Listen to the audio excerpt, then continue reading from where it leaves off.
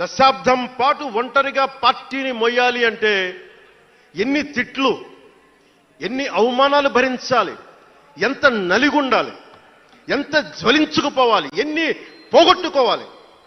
వ్యక్తిగత జీవితం నుంచి నా ఆరోగ్యం దాకా అన్ని పోగొట్టుకుంటానే వచ్చాను. దానికి ఈ జయకేతనం నాకు ఆనందాన్ని ఇచ్చింది. ఎందుకు చెప్తున్నానంటే ఆరోగ్యం గురించి. నేను మార్షల్ ఆర్ట్స్ చేసేటప్పుడు 3 గ్రనైట్ రాళ్లు గుండెల మీద పెట్టుకొని పగలగొట్టించుకునేవాడిని. 3 9 ఏళ్ల పిల్లలు, 8 ఏళ్ల పిల్లలు ముగ్గురిని ఒకళ్ళని ఇలా పట్టుకొని ఇంకొకటి భుజాల మీద ఎక్కించుకొని గుడుంబ శంకర్లో మోసుకొచ్చినంత బలం ఉంది. చూడటానికి బక్కగానే ఉంటా, కానీ బలం అపారంగా ఉండేది. అలాంటి నేను ఈ రోజున నాకు రెండో కొడుకు నేను ఎత్తుకోలేను. పెద్ద కొడుకుని ఎలాగ ఎత్తుకోలేను అనుకోండి, అది వేరే విషయం. నా రెండో కొడుకుని చిన్నోడు 6-7 సంవత్సరాలు, వాడిని ఎత్తుకోలేను నేను. అంత బలహీన పడిపోయాను. కానీ బలం తెచ్చుకుంటాం మీ అందరి ఆశీస్సులతోటి, బద్దలు కొడతాం మళ్ళీ. అంటే రాజకీయాల్లో ఉండాలంటే 2 పిచ్చి పవర్ హంగ్రీ ఉండాలి, లేదా బలమైన సైద్ధాంతిక బలమన్నా ఉండాలి. వ్యక్తిగా ఎదగాలి, పదవే ముఖ్యం, అధికారమే ముఖ్యం. దానికోసం గుండాల్ని వాడుకుంటాం, మర్డర్లు చేయిస్తాం, వేల కోట్లు దోచేస్తాం, కులాలని కెలికేస్తాం, రకరకాల విద్వేషాలు రెచ్చగొడతాం, తద్వారా లాభపడతాం అన్నది ఇంకో పద్ధతి. నేను అది కోడికత్తిని వాడుకుంటాం, నేను అలాంటివి ఎంచుకోలే. సైద్ధాంతిక రాజకీయాన్ని ఎంచుకున్నాను. నాకు ఊహ తెలిసినప్పటి నుంచి అలాగే బతికాను.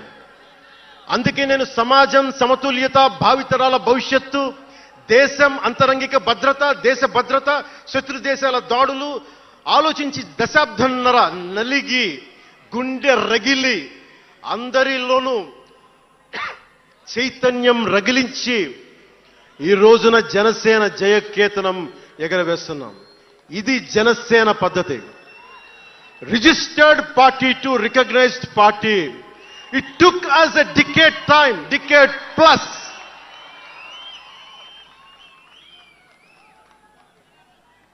అంటే నువ్వు ఎలా మార్చేసుకుంటావంటారు. నువ్వు అలా పడితే ఎలా మార్చేసుకుంటావని మాట్లాడతారు. అరే మనం ప్రార్థించే నదే గంగమ్మ అవ్వచ్చు, కృష్ణమ్మ అవ్వచ్చు, దేవత అవుతుంది, పడవలకి రస్తా అవుతుంది, పంట కాలువలకి పొలాల్లోకి దూరే పంట కాలువ అవుతుంది. మార్పు అనేక రకాలుగా ఉంటుంది. ఇక్కడ నువ్వు గంగని నదిగా చేశావు, ఇక్కడ నువ్వు స్నానం చేయకూడదంటే కుదరదు. చాలా విభిన్నంగా చూడాలి. నేను మార్పు కోసం వచ్చిన వాడిని, ఓట్ల కోసం వచ్చిన వాడిని కాదు. అంటే ఇన్ని మాట్లాడే ఈ ఇంగ్లీష్ పేపర్ వాళ్ళకి I want to give you an example.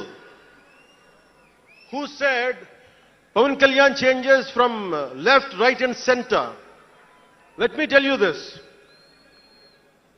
One example from one of your journalist brotherhood, from your journalist brethren, Sri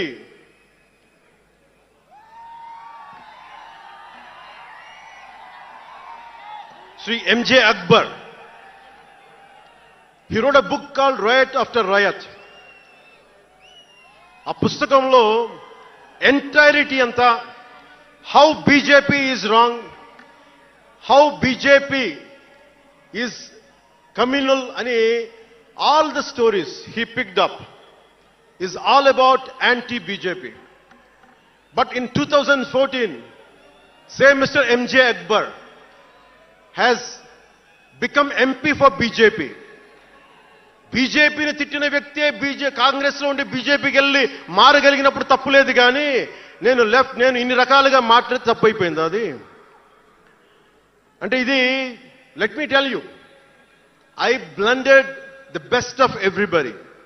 I have tested it on myself personally and applied to the party.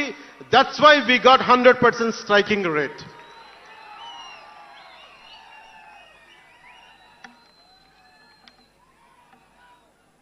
నేను ఎలాంటి కాలంలో పెరిగానంటే భావోద్వేగాలు లేకుండా, జీవిత బరువులు మోయకుండా, కించిత్తు భావుకత లేకుండా, బాధ్యతగా నడవకుండా ఉంటే ఇంత దూరం రాగలమా? జీవితంలో నిన్న కాకితాళంగా ఎలా జరిగిపోతాయి? అంత ఫ్లూక్ అండి అంటే 21 సీట్లతో 100% వచ్చేస్తామా? 151 సీట్లు ఉన్న ఆ పార్టీని 11 సీట్లకి రానివ్వగలమా? ఎంత పోరాటం చేశాం మనం, ఎంత నలిగాం. వైజాగ్లో మన ఎమ్మెల్యేలు ఎంతమందిని జైల్లో పెట్టారు, ఎంత భయభ్రాంతులను చేశారు.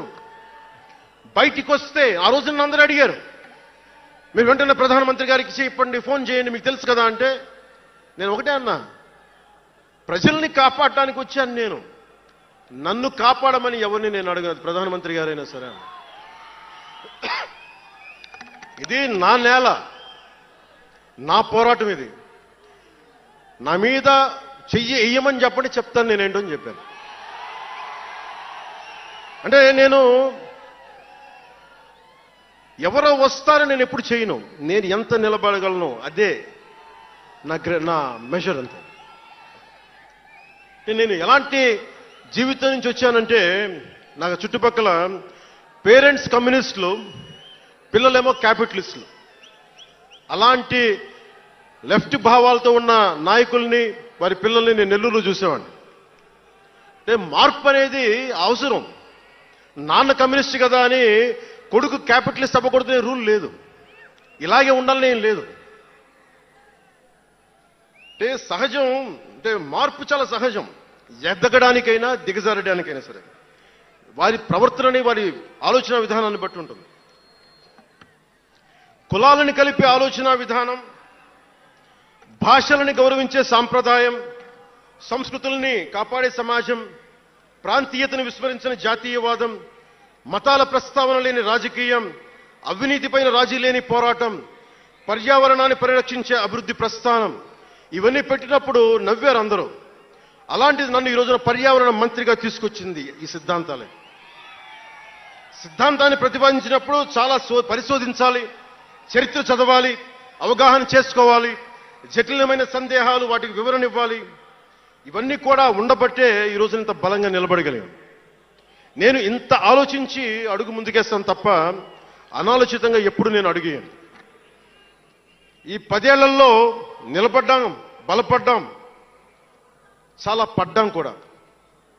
సమాజ తీరుతెన్నులు ఎలా ఉంటాయి అని ఆలోచించేటప్పుడు నన్ను బూతులు తిట్టినా, ఆ తిట్టిన వాటిని ప్రసార మాధ్యమాల్లో ప్రసరింపజేసి డిబేట్లు పెట్టి వీళ్ళకి నా జీవితం తప్ప ఇంకేం లేవా, కనిపించవా అనుకునేవాడిని. అంటే మీరు చెప్పండి, ఒకళ్ళ ఇంట్లో ఆస్తి తగాదాలు, అన్నా చెల్లెల మధ్య ఆస్తి గొడవలు, రాష్ట్రానికి సంబంధం ఏముంది? అది అసలు ప్రజలు ఆలోచించాల్సింది ముందస్తుగా. అసలు ఎన్నికల్లో చేయడానికి డబ్బులు లేని వాళ్ళ దగ్గర ఇన్ని వేల కోట్లు ఎలా వచ్చినాయి? నేను డిగ్రీలు చదివి, పిహెచ్డీలు చదివి నాకు ఉపాధి రాకపోతే వీళ్ళు కేవలం రాజకీయాల్లో వచ్చి వేల కోట్లు ఎలా సంపాదిస్తారు? దానికోసం వాళ్ళిద్దరు కొట్టుకుంటుంటే అది మనకి ఎలా సమస్య అవుతుంది? ఇది మీరు ఆలోచించాల్సింది. అంతేగాని కూర్చోబెట్టి సినిమా సినిమా సినిమా అంటే మొక్కే కాదంట్లా. మీకు కోపం రావాలి కదా, అన్యాయం జరిగితే. కోపం లేని సమాజంలో మార్పు ఎలా వస్తుంది? ఒక్కడికి కోపం వచ్చింది చిన్నప్పుడు, పవన్ కళ్యాణ్కి. ఒక్కడి కోపం వస్తే ఇంత మార్పు వచ్చింది. ఇన్ని లక్షల మంది కోపం వస్తే ఏం జరుగుతుంది మీరు ఊహించగలరా? ఆ కోపమే రావాలి అన్యాయం మీద. ఇక మిగిలింది మనకి భవిష్యత్తులో పైపైన కాకుండా ఎలాగ మనం ముందుకెళ్ళాలి, ఎలా సిద్ధంగా ఉండాలనేది మనం ఆలోచించాలి. కొన్ని కీలకమైన అంశాలు చెప్పి తెలియజేస్తాను. నార్త్ సౌత్ డివైడ్, ఉత్తర భారతం దక్షిణ భారతం, అలాగే క్యాస్ట్ సెన్సెస్, కులాల గణాంకం, డీలిమిటేషన్ ఇష్యూ, 3 లాంగ్వేజ్ ఫార్ములా, ఇవన్నీ మాట్లాడుతూ ఉన్నారు. వీటి మీద, అలాగే మనం భవిష్యత్తులో సనాతన ధర్మ రక్షణ బోర్డు కానీ, ఫ్రీ హిందీ టెంపుల్స్ కానీ, ఇవన్నిటి మీద ఒకసారి మాట్లాడి నా అభిప్రాయాలు తెలియజేస్తాను. ఎందుకంటే దిశానిర్దేశం, భవిష్యత్తుకి దిశానిర్దేశం చేయాల్సిన సమయం ఇది. అందుకని మీకు కొంచెం ఓపికగా వినండి ఇది. ఎందుకంటే ఇది సరదాలకి అల్లర్లకి సమయం కాదు, ఇది భవిష్యత్తుని నిర్దేశించే సమయం. దశాబ్దంన్నర తర్వాత వచ్చింది, అంటే 2009 నుంచి ఇప్పుడు దాకా చేస్తే వచ్చింది. సో నేను ఏం కోరుకుంటానంటే, అల్లరి చిల్లరగా ఉండేవాళ్ళు నాకు అవసరం లేదు, నిలకడగా నిలబడే వాళ్ళే నా సైన్యం.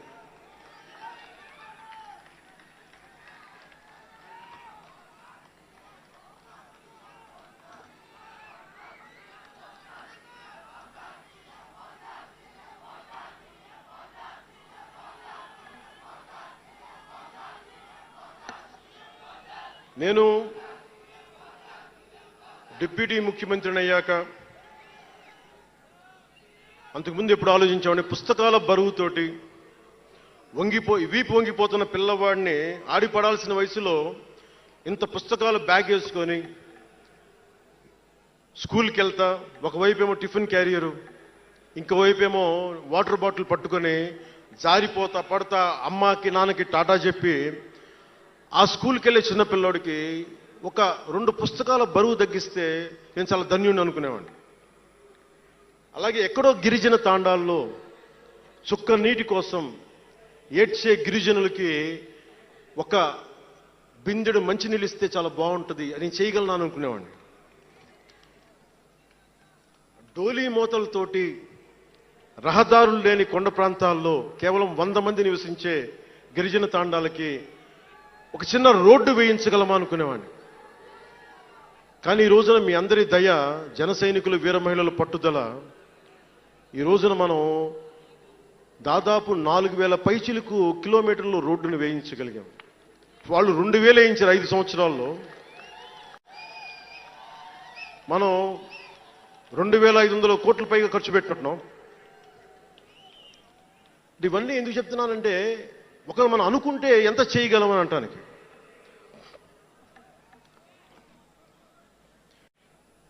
సమస్యలు ఏమున్నాయి మన దేశంలో ఇప్పుడంటే, ముఖ్యంగా పార్టీలో వేదిక పైన ఉన్న నాయకులకి, జన సైనికులకి, మీ అందరికీ కూడా ఇది చాలా కీలకమైన సమయం. 2047 విజన్ అని మాట్లాడుతున్నారు గౌరవ ముఖ్యమంత్రి గారు. 2047 ప్రధానమంత్రి గారు మాట్లాడుతున్నారు. వికసిత్ భారత్, స్వర్ణ ఆంధ్రప్రదేశ్, $2 ట్రిలియన్ ఎకానమీ, భారతదేశం ప్రపంచంలోనే 3వ ఆర్థికంగా బలంగా ఉండే దేశం అవ్వాలని ఆలోచిస్తా ఉన్నాం. ఇంత బలమైన దేశం కావాలి అంటే బలమైన ప్రజలు ఉండాలి, బలమైన నాయకత్వం ఉండాలి. నేను ఎందుకు ఇంత తపన పడతాను మీ అందరి కోసం అంటే, నాకు ఈజీగా వెళ్ళిపోయే వ్యక్తులు అవసరం లేదు, నాకు గోల చేసే వ్యక్తులు అవసరం లేదు. దేశం కోసం నిలబడే యువత కావాలి నాకు, చీల్చి చెండాడే యువత కావాలి నాకు, దేశం కోసం. అంటే ఎందుకు చెప్తున్నానంటే, సర్దార్ వల్లభాయ్ పటేల్ గారిని అడిగారంట. బెంగాల్ రాష్ట్ర విభజనప్పుడు 1920లో విభజిస్తున్నాం అనుకున్నప్పుడు దేశంలో ఉన్న జాతీయ నాయకులు అందరూ వచ్చారు, జరగకూడదని ఆప్ చేశారు. అలాంటిది భారతదేశాన్ని పాకిస్తాన్గా, భారత్గా విభజిస్తుంటే మీరు ఎందుకు చేయలేకపోయారు, ఆపలేకపోయారు? ఒక రాష్ట్రాన్ని ఆపగలిగినప్పుడు ఇది ఎందుకు ఆపలేకపోయారంటే, ఆయన అన్న మాటలు ఏంటంటే, మాకు వయసు అయిపోయింది, పెద్దవాళ్ళం అయిపోయాం, జైలులో నలిగిపోయాం, సరికొత్త యువరక్తాన్ని తయారు చేయలేకపోయాం, మాకు శక్తి సన్నగిల్లింది అని. అందువల్ల వదిలేయాల్సి వచ్చింది చేతుల అని. అది నాకు చాలా ప్రేరణ అయింది. నెక్స్ట్ అందరం, గౌరవ ముఖ్యమంత్రి గారు వికసిత్ ఆంధ్రప్రదేశ్ కోసం ఆలోచిస్తున్నారు, నేను వికసిత్ ఆంధ్రప్రదేశ్ కోసం ఆలోచించే వాళ్ళు ఉన్నారు. నేను ఆలోచిస్తుంది భవిష్యత్తుని నిర్మించగలిగే యువ నాయకత్వం. ఈరోజు ఒక్కడు తలుచుకుంటే ఎంతమంది ఎమ్మెల్యేలు వచ్చారో చూడండి. ఫస్ట్ టైం ఎమ్మెల్యేలు ఎంతమంది ఉన్నారు? అలాంటిది మీ నుంచి ఊరికి 100 మంది నాయకుల్ని తయారు చేయాలి. రాష్ట్రం నుంచి జాతీయ స్థాయిలోకి వెళ్ళగలిగే 100 మంది నాయకుల్ని తయారు చేయగలగాలి. అదే నా లక్ష్యం, నా స్వప్నం 2047కి. అంటే ఎలా ఉండాలి అంటే విదేశాలకి వెళ్లాల్సిన అవసరం రాకూడదు. ఇంక మనకి మన దేశానికి మనం వీసాలు డినైల్ చేసేంత స్థాయి భారతదేశంలో ఉండాలి అంటే దేశాన్ని సమాజాన్ని నడిపే నాయకులు మీలో నుంచే పుట్టాలి. నేను చేస్తాను దానికి ప్రోగ్రామ్స్. ఈ రోజున వేదిక పైన ఉన్న స్పోక్స్ పర్సన్స్ అందరూ ఎలా వచ్చారనుకుంటున్నారు మీరు? హరిప్రసాద్ గారికే చెప్పాను నేను, సార్ ఎలా చేయమంటారు సార్ మమ్మల్ని అని అడిగితే, మీరు వెళ్ళి జనంలోకి వెళ్ళండి, ఎవరైతే మాట్లాడగలరో వాళ్ళు పిలవండి అంటే అలా పిలిస్తేనే ఇక్కడున్న స్పోక్స్ పర్సన్స్ అందరూ కూడా జనం మధ్యలోంచి పికప్ చేసిన వాళ్ళు అలా తయారు చేశాం. పార్టీ నిర్మాణాన్ని అలా చేశాం. నా కోరిక ఆంధ్రప్రదేశ్ తెలంగాణ నుంచి దేశాన్ని ప్రభావితం చేసే 100 మంది యువ నాయకుల్ని, మహిళలు కావచ్చు, యువకులు కావచ్చు, అదే నా లక్ష్యం. దానికోసం పనిచేద్దాం మనందరం. ఎందుకంటే సరైన నాయకులు లేకపోతే చిల్లర వేషాలు వేసేవాళ్ళు, పనికి మాలిన వేషాలు వేసేవాళ్ళు చూశాం కదా గత ప్రభుత్వంలో ఎలా ప్రవర్తించారు. వాళ్ళు వచ్చారు అంటే బలహీనత మనది, తప్పు మనది. ఎవడు వచ్చినా వదిలేస్తున్నాం మనం. అందుకని మీరందరూ దానికి సంసిద్ధం అవ్వండి. ఇంకొక మాట వాళ్ళు మాట్లాడింది ఇందాక ఆ ఇంగ్లీష్ పత్రికలో ఒకటి చెగువేరా గురించి మాట్లాడారు. దానికి సమాధానం చెప్పాను. ఇంకోటి ఏమంటారంటే Pawan Kalyan has suddenly become a Hindu defender, a Sanatani defender అని. Do I have to become a defender for Sanatana Dharma? It is within my blood. I don't have to prove it. Today maybe you might be seeing it today. Always I had it in my blood. నేను 21 years లో కూడా 14 ఏళ్ల వయసు నుంచి right from the age of 14 I was doing దీక్ష. 14 సంవత్సరాల నుంచి ఎప్పుడు అయ్యప్ప దీక్ష చేసేవాడిని. మొన్నే మా అన్నయ్య, మా నాగబాబు, మా అమ్మ, నేను ఒక ఫోటో చూపించారు ఎవరో. నేను కాషాయ బట్టలో ఉన్నా, మా అన్నయ్య, మా పెద్దన్నయ్య, మా చిన్నన్నయ్య, మా పెద్దన్నయ్య, మా అమ్మ నవ్వుతూ ఉన్నారు. నేను ఈ ఫోటో ఎలా పెట్టానంటే ఏంటి జీవితం, వైరక్తి వైరాగ్యంతో ఉండేవాడు. అంటే నేను నా ధర్మం మీద నాకు అంత గౌరవం. సో నాకు మీరెవరూ కొత్తగా సర్టిఫికేట్లు ఇవ్వాల్సిన అవసరం లేదు, నేను మీకు ప్రూవ్ చేసుకోవాల్సిన అవసరం అంతకంటే లేదు. అంటే చిన్నప్పుడు ఎలా ఉండేయంటే పరిస్థితులు, ఏదైనా మాట్లాడదాం వీళ్ళందరితో అంటే సడన్ గా నువ్వు తిరుపతి లడ్డూలు కల్తీ అయిపోతే నువ్వు ఎర్ర బట్టలు వేసుకొని ఇవన్నీ మాట్లాడుతున్నావు అంటే నేను చెప్పండి మీరు ఇప్పుడు దాకా 219 టెంపుల్స్, 219 టెంపుల్స్ అపవిత్రం చేస్తే, మన అంతర్వేది రథాన్ని తగలబెడితే నేను వచ్చిండొచ్చు కదా. రామతీర్థంలో రామచంద్రుల వారి విగ్రహాన్ని తల నరికేస్తే నేను బయటకు వచ్చి గోల చేసి ఉండొచ్చు కదా. ఎందుకు స్టేట్మెంట్గా పరిమితం అయ్యాం? చిన్నప్పటి నుంచి మా ఇంట్లో రామనామ జపం ఉండేది.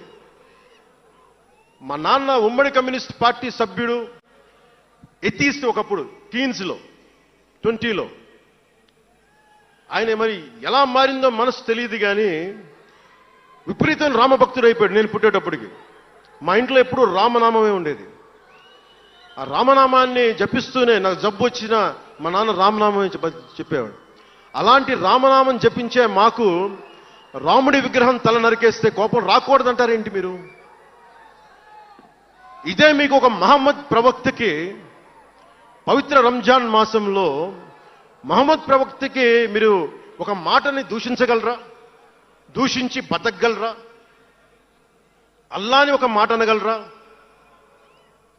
జీసస్ క్రైస్ట్ ఒక మాట అనగలరా? మేరీ మాతని ఒక మాట అనగలరా? కానీ పార్వతీ దేవిని తిడతారు, లక్ష్మీ మాతని తిడతారు. అంటే నువ్వు ఇస్లాంకి అపవిత్రం జరిగితే మాట్లాడితే సెక్యులరిజం, జగన్మాతకి కానీ, పార్వతీదేవికి కానీ, శివుడికి కానీ, రాముడికి కానీ, అయ్యప్పకి కానీ అపవిత్రం జరిగితే మా మనోభావాలు బాధపడకూడదు, గాయపడకూడదు, నోరు మూసుకొని కూర్చోవాలి. ఆ జనరేషన్ పోయిందిరా బాబు. ఆ జనరేషన్ పోయింది.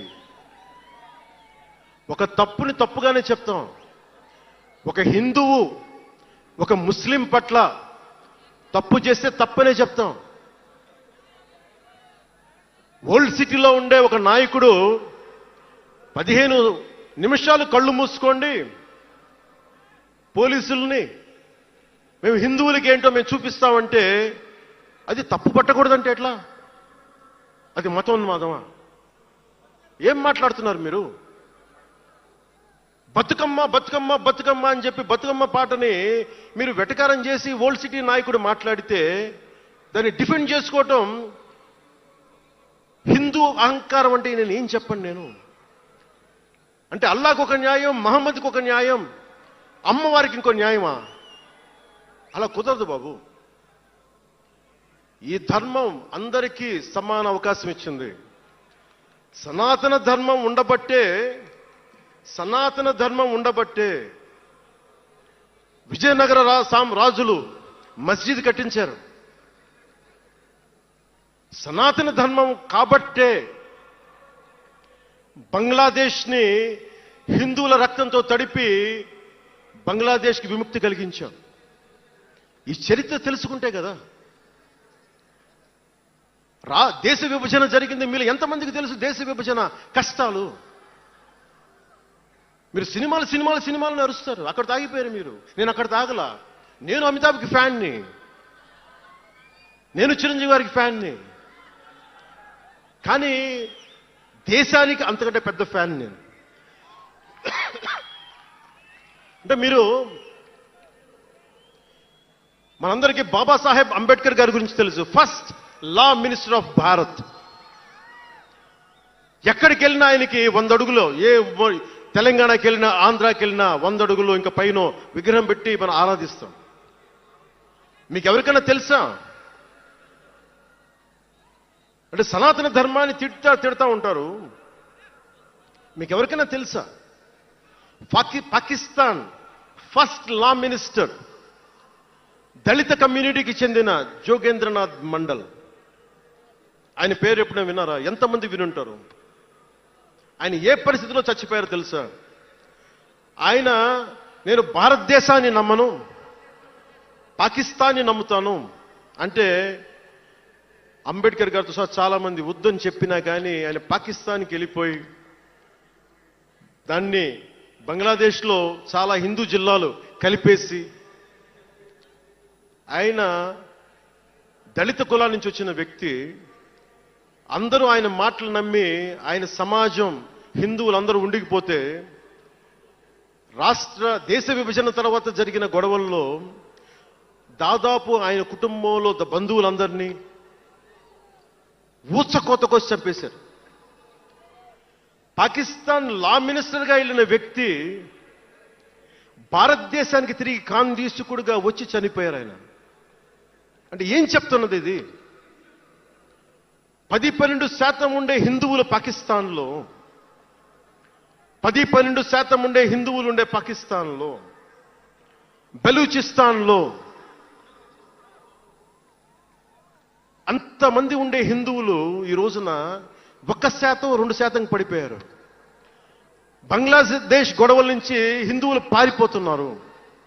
మన దేశంలో అలా జరిగిందా? ఎంత మర్యాద ఇస్తాం ఇస్లాంకి? నా దగ్గర ఉండే వ్యక్తులను అడగండి, ఇస్లాం పాటించే నా దగ్గర ఉండే నా సన్నిహితులను అడగండి. ఇది పవన్ కళ్యాణ్ గొప్పతనం కాదు, సనాతన ధర్మం నాకు నేర్పింది ఇది. నువ్వు రాముణ్ణి ఆరాధించు, అల్లాని గౌరవించు, అల్లాని ద్వేషించమని మాకు సనాతన ధర్మం చెప్పలా. ఇది చెప్పాలి, అర్థం చేసుకోవాలి. ఈ సూడో సెక్యులరిస్టులు, కుహానా సెక్యులర్ వాదులు. నేను ఒకసారి వైజాగ్లో 19లో ఒక సీనియర్ నాయకులను అడిగాను. నేనేమడిగానంటే secularism, what is the true meaning of secularism అని. అలా మాట వచ్చి నేనేమడిగానంటే, మీరు ఒక హిందువు తప్పు చేస్తే ఖండించండి, ఒక ముస్లిం పట్ల ద్రోహం చేస్తే ఖండించండి, శిక్షించండి. అలాగే ఒక ముస్లిం ఒక హిందువుల్ని ద్వేషించినా దాడి చేసినా శిక్షించండి. ఇద్దరికి శిక్ష ఒకటే. అలా కాకుండా వీళ్ళనంటే ఓట్లు పోతాయి, వీళ్ళంటే ఓట్లు పోవని ఓట్లు రాజకీయం చేస్తేనే కదా ఈ రోజున ఇంత హైందవం భగవాన్ ఎందుకు ఉందంటే దీనివల్లే. Because of pseudo secularists. ఈ రోజున ఇది జరుగుతుందంటే because of you pseudo secularists. Because of you. మీరే కనుక secularism if you would applied in the true spirit there would have no need for the changes what are there today. మీరు చేశారు తప్పులు. ఆ రోజు నేను అడిగా, ఓల్డ్ సిటీలో పతబస్తీ హైదరాబాద్లో మీరు 15 నిమిషాలు మీరు కళ్ళు మూసుకోండి పోలీసుల్ని, మేము హిందువులకి ఏంటో చూపిస్తామంటే నువ్వు ఎవరిని ఉద్దేశించి మాట్లాడుతున్నావు? హిందూ అంటే దాంట్లో పవన్ కళ్యాణ్ కూడా ఉన్నాడు. పొద్దున్న లేస్తే నేను హనీఫు, అబ్దుల్, మొత్తం రహీం వాళ్ళతోనే ఉంటాను నేను. కానీ నేను వాళ్ళతో ఉన్నాను కదా అని చెప్పి నాకు బాధ రాదని మీరు అనుకోకండి, తప్పది. ఓ గలత్ హై భయ్యా, తప్పది. వస్తుంది బాధ. నేను ఎవరిని నిందించట్లా. తిరుపతి కల్తీ లడ్డు చేస్తే నేను ముస్లింలను నిందించలా, క్రిస్టియన్లను నిందించలా. నేను నిందించింది దోషుల్ని పట్టుకోమని. చివరికి ఏం తేలారు? వాళ్ళందరూ హిందువులే కదా. నేను మాట్లాడుతుంది ఇది. This is secularism. If there is true secularism అని నాయకులందరికీ చెప్తున్నాను, మీ అందరికీ చెప్తున్నాను. True secularism should be applied in the true spirit, not for damn convenient vote bank politics. Don't do it. Janasena is not for it. ఒక తప్పుని తప్పుగానే చెప్తాం. అంటే నేను ఎందుకు చెప్తున్నాను మీకు మాట అంటే, నారాజు గాకుర మా అన్నయ్య నజీర్ అన్నయ్య ముద్దుల కన్నయ్య, మన రోజు మనకుంది మన్నయ్య అన్నామంటే డ్యాన్సులు చేశా మీ సరదా కోసం. 1 minute డప్పులతో దీంతో డ్యాన్సులు చేసి అది మీ సరదా కోసం.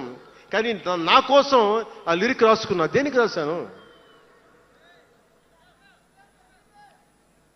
గుజరాత్లో ఆ మారణహోమం జరిగితే దానికి చాలా మంది ముస్లింలు చనిపోతే బాధతోటి నా హృదయం స్పందించి మాస్టర్జీ అనే ఒక ప్రజా కవి చేత నేను రాయించాను ఆ పాట.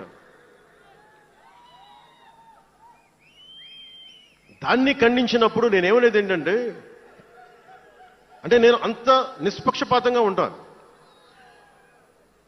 నేను అనేది ఏంటంటే, గోద్రా మారణహోమం జరిగినప్పుడు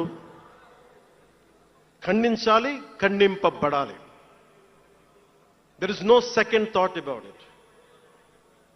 కానీ అసలు ఎందుకు జరిగింది అని ఆలోచిస్తే, కరసేవక్స్ రామ భజన చేసుకుంటూ ట్రైన్లోకి వెళ్తే ఒక గోద్రాలో ట్రైన్ తగలబెట్టేశారు. మరి దాని గురించి కూడా మాట్లాడాలి కదా. ఇది తప్పు, ఇది కూడా తప్పే.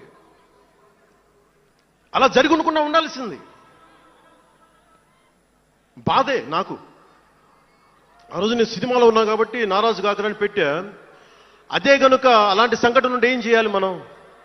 అలాంటి తప్పులు జరిగితే మొదటి తప్పు చేసిన వాడినే వెతికి పట్టుకొని జ్యూస్ లాగా సెకండ్ వరల్డ్ వార్లో జర్మనీని ఎలాగా సౌత్ అమెరికాకి వెళ్ళినా ఎలా పట్టుకొని శిక్షించారో మొస్సాద్, అట్లాగా తప్పు ఎవడు చేయనండి, either is a Hindu or Muslim, ఎవరైతే మొదటి తప్పు చేశారో వాళ్ళని కనుక శిక్షిస్తే పర్యవసానమై ఉండవు. ఇది చాలా బలంగా ఆలోచించాలి. అంటే ఇవన్నీ ఎందుకు చెప్తున్నాను, ప్రతి ఒక్కరూ చాలా క్షుణ్ణంగా వినాలి. ఎందుకంటే భవిష్యత్తులో మీకు ఇవే పోరాటాలు. మీరు ఎమ్మెల్యేలు అయిపోయాం, మంత్రులు అయిపోయాం, అందరికీ కార్పొరేషన్ పదవులు వచ్చేసినాయి అంటే కాదు. ఇప్పుడు మనం వేసింది తొలి అడుగు మట్టుకే. నేను భారతదేశం కోసం చనిపోవడానికి సంసిద్ధంగా ఉన్నాను, గుర్తుపెట్టుకోండి. ఎందుకంటే నా ఇంటెన్సిటీ చాలా వైల్డ్గా ఉండదు.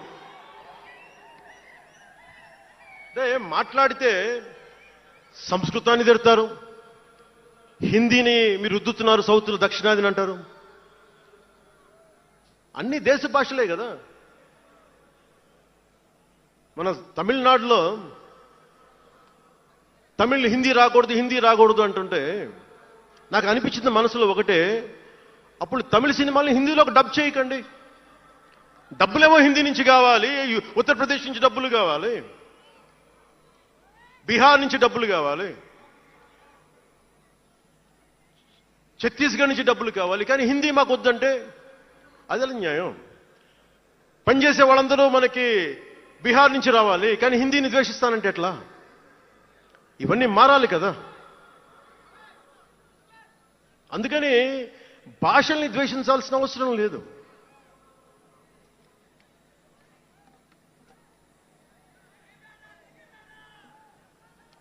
అంటే మనం ముఖ్యంగా హిందువులందరికీ నేను చెప్తా ఉన్నాను, మీరు ముస్లింలను చూసి మీరు నేర్చుకోండి. పవిత్ర రంజాన్ మాసంలో ఉపవాస దీక్ష వహిస్తున్న నా ముస్లిం సోదరులందరికీ నా హృదయపూర్వక రంజాన్ శుభాకాంక్షలు. సంస్కృతాన్ని తిడతారు, గుళ్ళల్లో సంస్కృతాలు మంత్రాలు చదవకూడదంటారు. ముస్లిమ్స్ ఆ మాట అంటున్నారా? అరబిక్లోనే కదా, ఇద్దరు హిందూ ముస్లిం, ఐదరు ఆంధ్రప్రదేశ్లో ముస్లిం కావచ్చు, తెలంగాణలో ఉన్న ముస్లిం కావచ్చు, తమిళనాడులో ఉన్న ముస్లిం కావచ్చు, అరబిక్లోనే కదా మంత్రాలు చదువుతారు, ప్రార్థిస్తారు. హిందూ ధర్మంలో సంస్కృతంలో చేస్తారు. దానికి ఏంటి సమస్య? తమిళంలో చదవాలా, తెలుగులో చదవాలా, కన్నడంలో చదవాలా? ఆ విధి విధానాలు ఉన్నాయి, వదిలేసేయండి వాటిని. వాటి జోలికి వెళ్ళకుండా కష్టాలని వాటిని పట్టించుకోండి.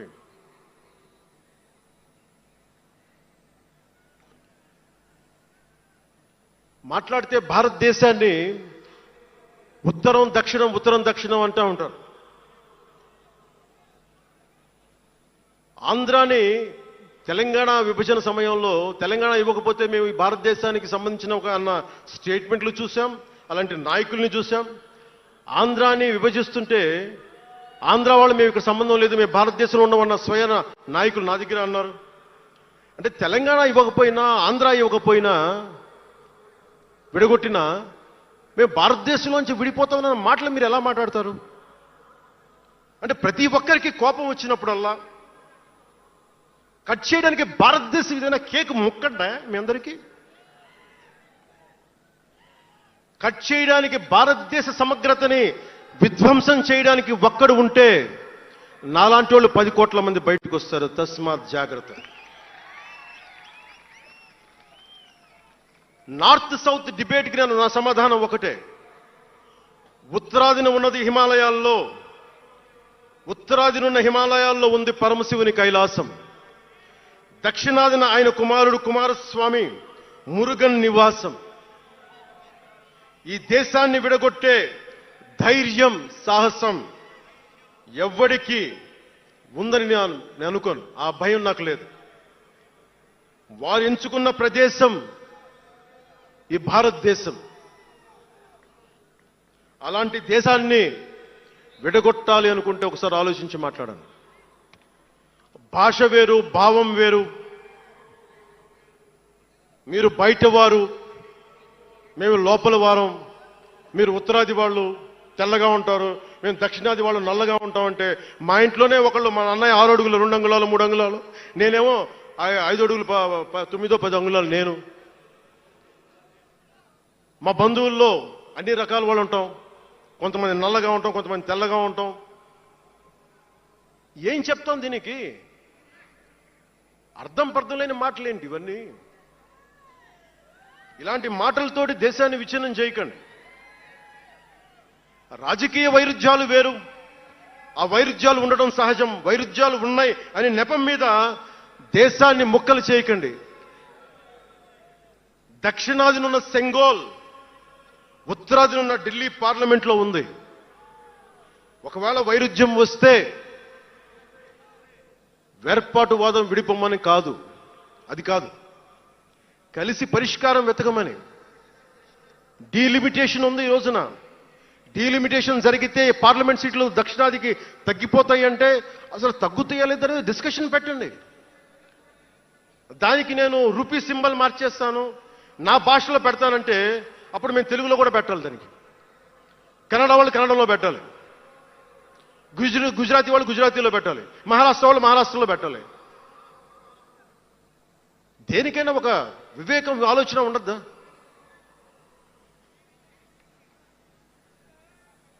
ఉన్నత పదవుల్లో ఉన్నవారు మీరు చాలా ఆలోచించి చేయాలి, చాలా ప్రభావితం చేస్తాయి మీ మాటలు. ఒకటి విధ్వంసం చేయడం తేలిక, ఒకటి నిర్మాణం చేయడం తేలిక, కష్టం.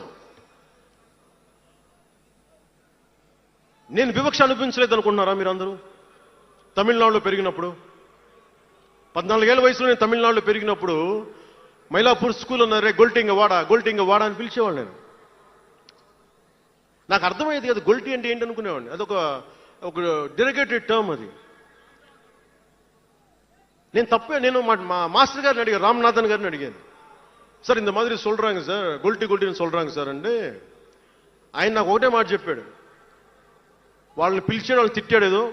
ఏంటి సార్ గొల్టి, ఎందుకు సార్ గొల్టి మీనింగ్ అంటే ఆయన ఏదో నవ్వి వదిలేసి ఆయన ఒక మాట అన్నాడు, అరే తెలుగుని రివర్స్ பண்ண గొల్టి అని சொல்லுவாங்கடா, அப்படி என்ன பெரியார் தெலுங்குக்காரன் தான்டா,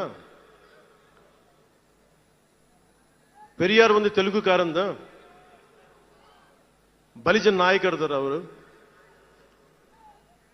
ఆ టైంలో ఇప్పుడు మన తిరుపతి రాయలసీమలో ఉండే బలిజన్ నాయుడు కులానికి చెందిన వ్యక్తి పెరియార్ గారు, తెలుగు. ఆయన ద్రావిడ ఉద్యమ రూపకర్త. సో అందుకని భాషదేముంది, అందుకని దీన్ని పెట్టుకొని విధ్వంసం క్రియేట్ చేయడం సరైంది కాదు. నేను మీకోసం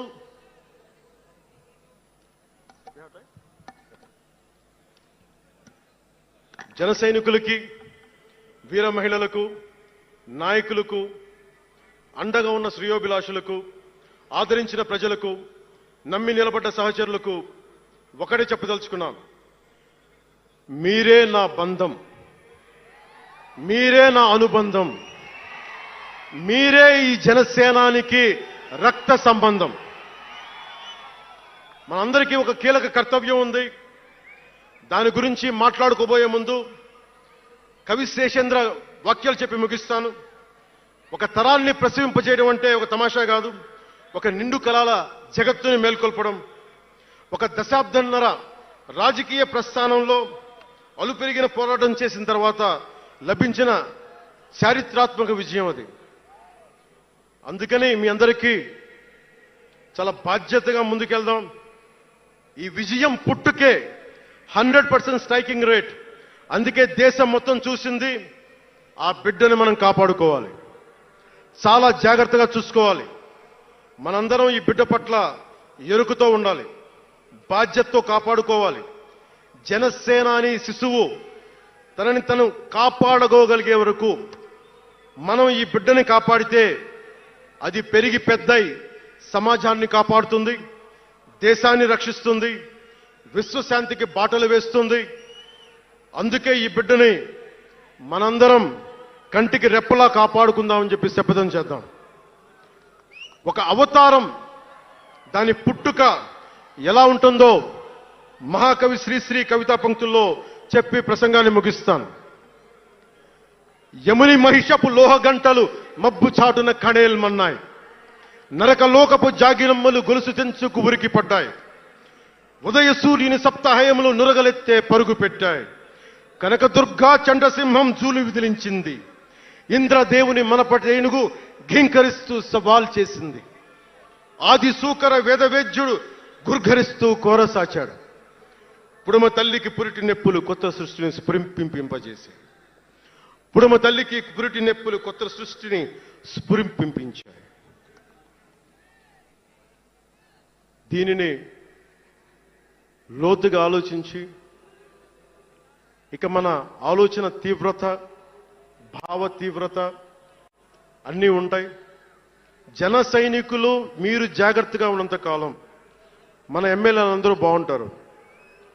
మన మంత్రులందరూ బాగుంటారు, నేను కూడా బాగుంటా. మీరు డిసిప్లిన్లో పెట్టాల్సింది మమ్మల్ని కూడా డిసిప్లిన్లో పెట్టండి మీరు. అందుకని 11వ ఆవిర్భావ దినోత్సవం ముగించుకొని 12వ ఆవిర్భావ దినోత్సవం వైపు వెళ్తున్న మీ అందరికీ వచ్చినందుకు ప్రతి ఒక్కరికి ధన్యవాదాలు తెలియజేసుకుంటూ, మీ పెద్దలకి, నాకంటే వయసులో పెద్దైన వారందరికీ నా నమస్కారాలు తెలియజేయండి, పాదాభివందనాలు తెలియజేయండి. అందరూ క్షేమంగా ఇళ్లకు వెళ్ళండి. సర్వే జనో సుఖినో భవంతు. జై జనసేన, జై జనసేన, జై భారత్, జై హింద్. జాతీయ గీతం.